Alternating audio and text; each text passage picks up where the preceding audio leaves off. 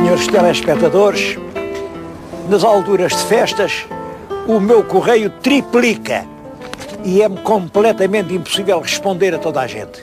Bom, em todo caso, há mensagens às quais eu não posso deixar de dar uma palavra de agradecimento. Tenho aqui uma carta do Sr. Germano Silva, que é um português que emigrou há muitos anos e com o seu trabalho e com o seu talento prestigia o nome português na cidade de São José da Califórnia. É de lá que ele me escreve, nas alturas da Páscoa. Eu mando-lhe um agradecimento muito especial. Ele compreenderá porquê e porquê é que eu não digo porque vai esse agradecimento. É curioso este nome, Germano Silva, porque eu tenho um outro amigo também chamado Germano Silva. É um grande jornalista aqui no Porto, um homem de grande talento. Quando eu venho ao Norte, é o meu Cicerone, é quem me explica as entranhas da cidade. Isto de haver duas pessoas com o mesmo nome pode induzir às vezes em grandes confusões. É exatamente o caso de Egas Muniz, de quem hoje lhes vou falar. Houve dois Egas Muniz vivendo na mesma época e ambos no círculo estreito dos colaboradores mais próximos do nosso primeiro rei. Não imaginem as confusões que isso tem dado. Antes de falar de Egas Muniz, queria falar de uma outra carta que também merece uma referência especial. É uma longa carta que vem do Brasil. Aqui o meu correspondente pede que eu não revele o seu nome e diz-me isto, que ouviu num círculo responsável, pessoas dizerem muito mal de Portugal. Hoje o Brasil é um país pobre e deve isso aos portugueses. Ele pede-me que faça o meu comentário. O meu comentário é só este. É verdade que um certo setor, não é muito grande, um pequeno setor da intelectualidade brasileira ainda está contaminado pelo complexo da ex-colónia. Quer dizer, ainda não conseguiram cicatrizar as feridas do seu passado colonial. E, portanto, esses dizem mal de Portugal. É claro que a evidência é esta. O Brasil é um dos maiores países do mundo e deve isso ao prestígio da monarquia portuguesa. O Brasil possui a maior cidade do mundo no hemisfério sul, é São Paulo, e essa cidade foi fundada pelos portugueses. O Brasil é independente há quase 200 anos. Então, se os portugueses o fizeram pobre, porque é que eles o não tornaram rico? É claro que isso de dizer mal de Portugal é um sinal de subdesenvolvimento e de falta de informação que só se pode lamentar. É o que posso dizer ao meu telespectador. Mas vamos falar de Egas Muniz.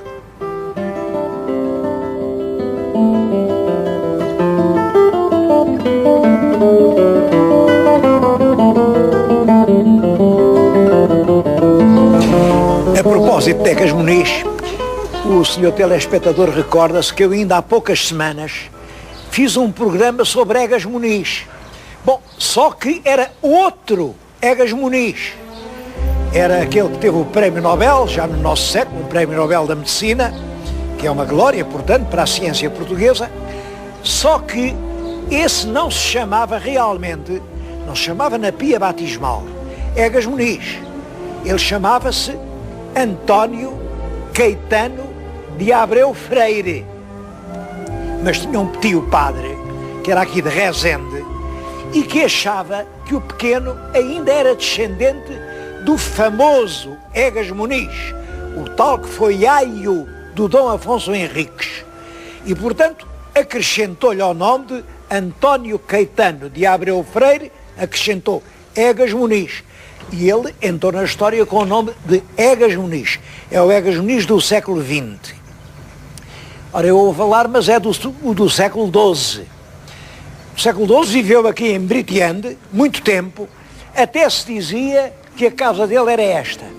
Se repararem, tem realmente uma grande porta, que é muito antiga, e isso levou as pessoas a pensar que seria esta a casa do Egas Muniz. Vem lá em cima uma lápide. A lápide diz que Egas Muniz viveu em Britiande. Isso é verdade. E puseram a lápide na casa mais antiga da vila. Mais antiga, em todo caso, penso que esta casa será do século XIV ou XV. 14 ou 15. Portanto, não era realmente esta a casa de Egas Muniz. Eu vou levá-los onde era a verdadeira casa de Egas Muniz.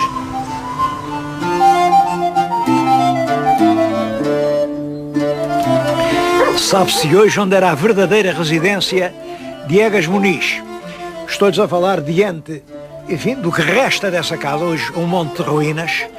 Era uma casa protegida por muralhas, o que só por si indica que é muito antiga. Só no século XII é que os fidalgos tinham que fazer muralhas para se defender das populações e dos bandoleiros. Eu estou-lhes a falar na parte de trás da casa, mas vê-se ainda o que resta do que foi a moradia do principal fidalgo português do século XII. De qualquer maneira, é certo que isto que hoje existe permitia realmente uma reconstituição rigorosa de um monumento que evoca a história do que foi, de facto, uma grande figura da história nacional.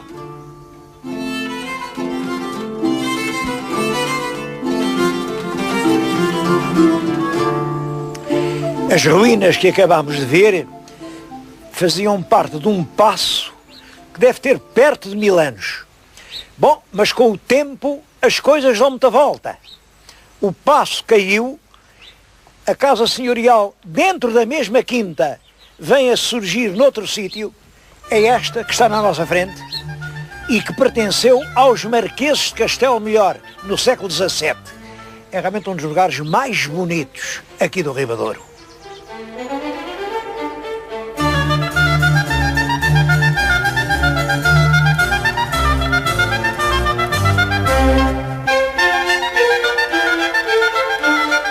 Bom, mas voltando a Dom Egas Muniz, parece que houve vários fidalgos com esse nome.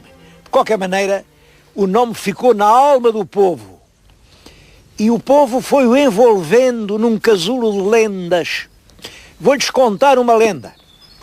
Diz que Egas Muniz era um fidalgo importante quando soube que a Condessa Dona Teresa estava para ter um menino, foi ter com o pai, que era o Conde Dom Henrique, e disse: ó Conde, quando a Condessa tiver um menino, seja menina, quero ser eu a criá-lo. E o Conde Dom Henrique disse-lhe: está bem, tu é que vais criar o nosso filho. A criança nasceu, o Egas Muniz foi logo lá buscá-lo, mas o Conde disse: ó Dom Egas Muniz, olha, infelizmente, o menino é bonito, nasceu muito bonito, mas, coitadinho, é tolhido das pernas. Este menino nunca poderá montar a cavalo, portanto nunca vai ser um homem, nem vale a pena criá-lo. Mas o Egas Muniz disse: senhor, eu tenho muita fé em Deus, vou criar o menino assim mesmo. E trouxe o menino aqui para Rezende, criou-o, o menino sempre tolhido, coitadito das pernitas, as pernitas não andavam. Mas Egas Muniz a certa altura está a dormir e tem um sonho, imaginem o sonho. O sonho está aqui contado neste livro. Este livro é a Crónica dos 5 Reis de Portugal. Foi escrito no primeiro quartel do século XV, 1430 e poucos. Escrito sobre papéis mais antigos. E conta assim: estava a dormir o Egas Muniz e viu aparecer-lhe uma senhora muito bonita. E a senhora disse: Dom Egas, dormes? Ele acordou e disse: senhora, e vós quem sois? E ela disse: eu sou a Virgem Santa Maria. Olha, tu has de ir a tal sítio assim assim, e deu-lhe as marcas todas deste lugar. Este lugar é Santa Maria de Cárcere, nos arredores de Rezende, e vale a pena vir cá. Tu vai lá, escava, e vais encontrar um altar que antigamente queriam fazer em minha honra. Está lá a minha imagem. Tu põe outra vez o altar à vista, limpa a imagem e depois senta lá um menino e vais ver que acontece um milagre. Ele assim fez, escavou, apareceu o altar, pôs lá o menino e então de repente o menino ficou são das pernas, ficou um grande cavaleiro e veio a ser nem mais nem menos que o rei Dom Afonso Henriques, que fez tanta guerra aos mouros e que fundou o reino de Portugal.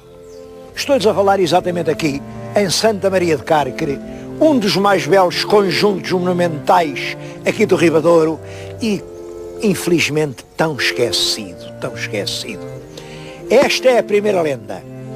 Lenda que hoje já ninguém sabe, porque Herculano disse, isso não pode ser verdade, isso é uma fantasia, não tem pés nem cabeça.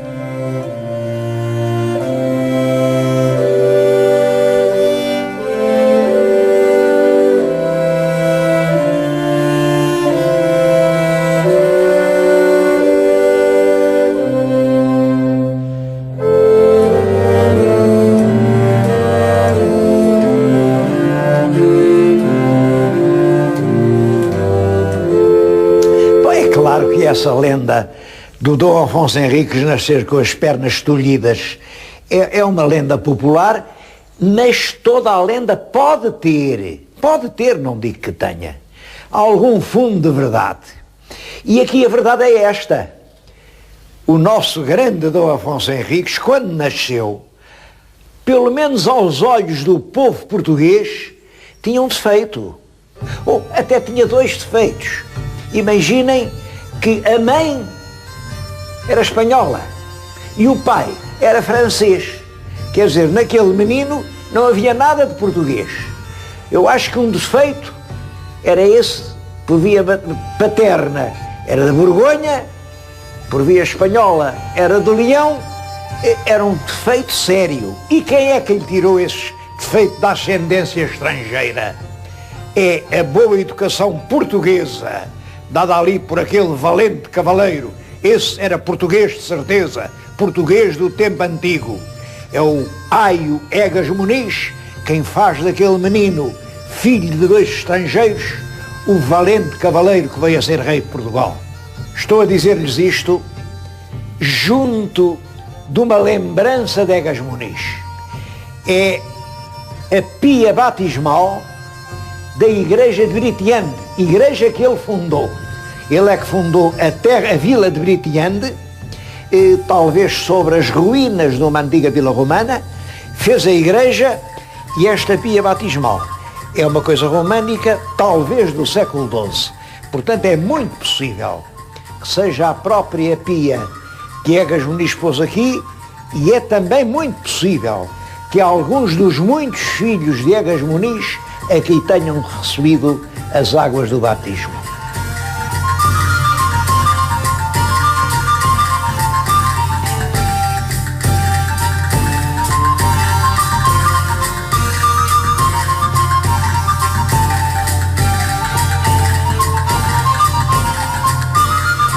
O grave e austero Alexandre Herculano não acreditou nessa história do menino dos pés tolhidos, mas acreditou a outra história do Egas Muniz, que é a história do grande feito de lealdade.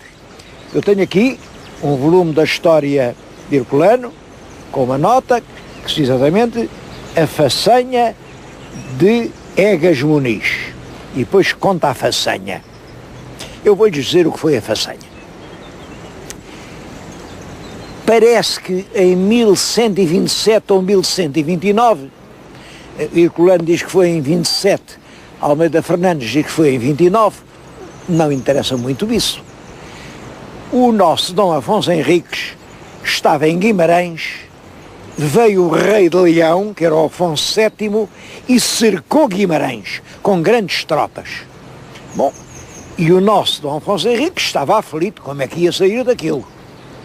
Então, o seu fiel conselheiro Egas Muniz sai lá da vila, nessa altura Guimarães era uma vila, vai à tenda do rei de Leão e diz: eu venho aqui, em nome do Dom Afonso Henriques, apresentar a homenagem e garanto que o Dom Afonso Henriques vai considerar-se vassalo de Vossa Alteza, vai aceitar que o senhor é que é o imperador das Espanhas. E eu fico como fiador da palavra dada. Bom, volta para... Com isto, o Afonso VII ficou satisfeito. Pronto, está tudo resolvido. Levantou o cerco, foi-se embora, foi para a terra dele. E depois o Dom Afonso Henriques não quis saber disso para nada. E continuou a proceder como se não fosse vassalo do Afonso VII. E então, Egas Muniz, que tinha dado a sua palavra de honra de que o príncipe português ia ser vassalo, como ele não foi, é o próprio Egas Muniz que, com a mulher, os filhos, todos vestidos de penitentes, com túnicas brancas, a corda de enforcar à roda do pescoço, vão até à corte do rei de Leão e dizem: Senhor, eu não cumpri a palavra que vos dei. Aqui tendes eu, a minha mulher, os meus filhos, à vossa mercê. Se entenderdes, matai-nos, mas vimos resgatar a palavra dada. Essa é a façanha de Egas Muniz. E Herculano, que rasgou todas as histórias e fantasias em que então andava embrulhada a história de Portugal, acreditou nisto.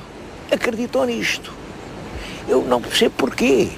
Porque o critério de Herculano geralmente é este: um facto ou tem documentos que o provem ou não tem. Se tem, é verdade. Se não tem, não é. Ora, este não tem. Isto se aconteceu, como vê, no princípio do século XII. No século XII ninguém falou nele. No século XIII ninguém falou nele. No século XIV realmente, a primeira notícia que tenho, que é do livro velho Linhagens, diz o seguinte: Dom Egas Muniz de Ribadouro criou el rei Dom Afonso de Portugal, o primeiro que houve, e fez erguer o imperador que jazia sobre Guimarães com companhia, à guisa de lealdade, e fez senhor do reino o criado, apesar de ser amado. Isto vem do livro velho de Linhagens. Quer dizer, é o Egas Muniz quem faz o criado. Criado quer dizer criança, quer dizer, a pessoa que ele tinha criado, o que é verdade, a pessoa que ele tinha criado, fê-lo senhor do reino. Bom, o que este texto fundamentalmente nos diz é que foi o fidalgo que fez o rei, não foi o rei que fez o fidalgo. E isto aparece exatamente numa altura em que a nobreza está a puxar pelos seus direitos contra o rei. Os reis têm a mania de não proteger os fidalgos, estão esquecidos que se os reis são os reis, é aos fidalgos que os devem. Este é o sentido do texto. Mas foi sobre estas poucas linhas que eu acabei de ler e que já são do século XIV que se inventou toda a história do grande feito de lealdade de Egas Muniz. Além de Herculano, outros escritores falaram do assunto. E eu vou-lhes falar de um desses escritores, mas antes disso queria-lhes dizer que estou a falar-lhes aqui disto, junto da ponte e da torre da Ucanha.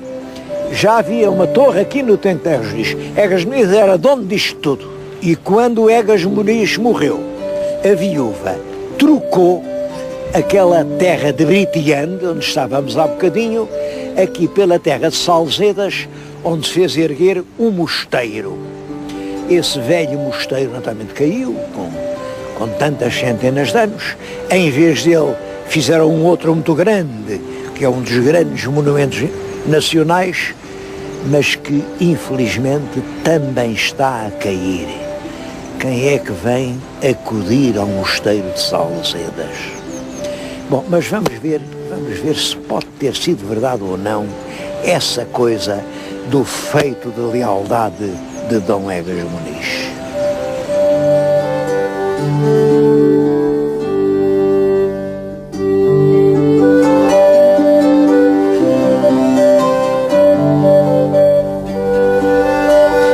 Mas o principal historiador de Egas Muniz foi o Dr. Armando de Almeida Fernandes, que que nasceu aqui em Britiande, exatamente na mesma terra onde viveu Egas Muniz. Durante a vida inteira, uma longa vida, o Dr. Almeida Fernandes ocupou-se de Egas Muniz. Eu tenho aqui um dos primeiros livros dele, que se chama exatamente Dom Egas Muniz de Ribadouro. É um livro de 1946, reparem, nesta altura ele pensava que Egas Muniz tinha morrido em 1146, portanto era o 8º centenário da morte, e publicou este livro que revela imensas coisas que não se sabiam sobre Egas Muniz. Tenho aqui, já viram, uma grande pira de livros. Tenho aqui 22 livros do Dr. Almeida Fernandes. É uma pequena parte, porque ele em vida não publicou 22, publicou 66. Olhem, por exemplo, tudo quanto vem sobre a Idade Média, na grande enciclopédia portuguesa e brasileira, é da autoria dele. E isso daria para perto de 100 volumes. E o mais grave é que este homem, que realmente é um dos mais extraordinários investigadores do passado português durante este século XX, deixou por publicar, à espera de editor, perto de 30 livros. Tenho aqui um deles, um manuscrito minucioso, completo, com um tema absolutamente fascinante. Os dois maiores Egas Muniz. É porque houve muitos Egas Muniz, mas dois foram muito grandes. E este tem um subtítulo, que é o seguinte: o diferentes, o da lealdade e o do aio. Isto quer dizer o seguinte: a gente diz que o aio de Dom Afonso Henriques, o tal que o criou, foi o mesmo que fez o tal feito de lealdade diante do Castelo de Guimarães. Bom, este livro vem provar nem mais nem menos que o seguinte: o tal do feito de lealdade é o que está sepultado em Paços de Sousa e que morreu em 1146. E o aio de Dom Afonso Henriques prova-se aqui por documentos publicados. Ainda era vivo em 1147.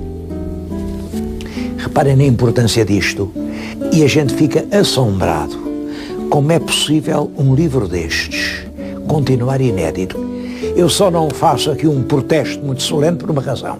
É porque a herdeira do espólio do Dr. Almeida Fernandes já fez um protocolo com a Santa Casa da Misericórdia de Tarouca, entregando-lhe todo o espólio do pai contra a obrigação da Santa Casa publicar os 30 livros inéditos que este sábio deixou. Bom, os senhores telespectadores já repararam que eu estou agora a dizer isto num lugar muito bonito, aqui com uma janela aberta sobre jardins lindíssimos, e naturalmente perguntam, mas onde é que ele está? É que eu estou aqui na Casa de Santo António, que é realmente um solar do século XVII, que recebe as pessoas que vêm a esta terra e que é de facto um lugar cheio de encanto.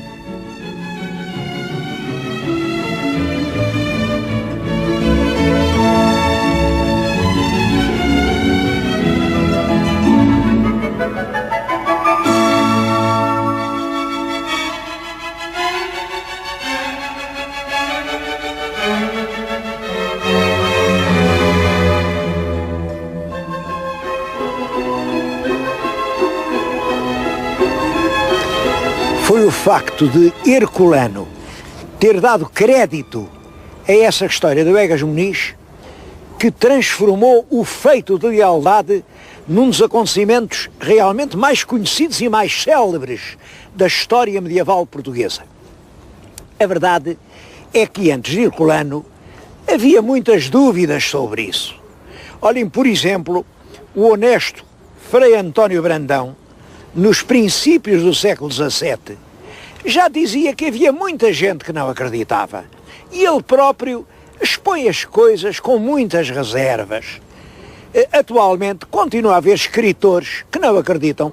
Por exemplo, o professor José Matoso na sua história de Portugal, não acredita, pensa que é apenas uma elaboração poética baseada num velho costume leonês ou castelhano.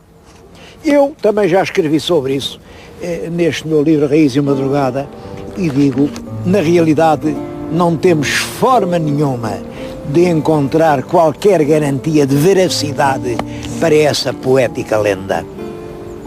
Certo é que Egas Muniz existiu, foi um dos principais conselheiros do nosso Dom Afonso Henriques, e isso durante toda a vida de Egas Muniz, desde que o cria até que morre em 1147, Egas Muniz está sempre junto do nosso rei. Egas Muniz viveu aqui nesta torre, estou-lhes agora a falar diante da torre de homenagem do Castelo de Lamego, e durante muito tempo Egas Muniz é o tenens, diz-se hoje tenente, mas tenente não é um lá com 2 galões na manga. Tenente é aquele que tem, aquele que tinha a terra de Lamego, era Egas Muniz. E durante muitos anos ele chega a assinar ele não escrevia, mas registra-se nos documentos Egas de Lamego. Era o tenente da terra de Lamego. Portanto, este é o principal monumento hoje em honra de Egas Muniz, porque infelizmente em Portugal tem-se feito monumentos a tanta gente que não foi ninguém. Até a padeira de Aljubarrota já tem um monumento. Só este homem que simboliza o respeito pela palavra dada, o cumprimento da promessa feita, só esse não tem monumento algum em Portugal.